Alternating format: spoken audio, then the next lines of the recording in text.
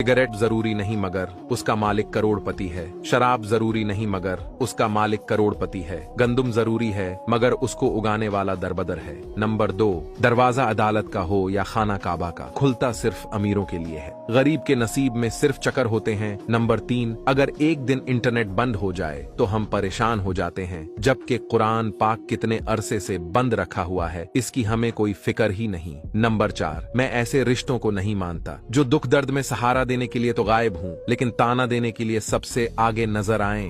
Number 5, कब्र में mobile नहीं कुरान पाक साथ देगा। कुरान पाक को मोबाइल से ज्यादा वक्त दिया करो। नंबर 6, कामयाबी चाहते हो तो मौका देने वाले को कभी धोखा मत दो और धोखा देने वाले को कभी मौका मत दो। नंबर 7, अपना सर और किरदार हमेशा ऊंचा रखो, अच्छे बुरे दिन आते जाते हैं दोस्त। नंबर 8, किसी के लिए हर वक्त हाजिर रहोगे तो लोग अच्छा नहीं फालतू समझ लेते हैं, इसलिए किसी को इनकार करने से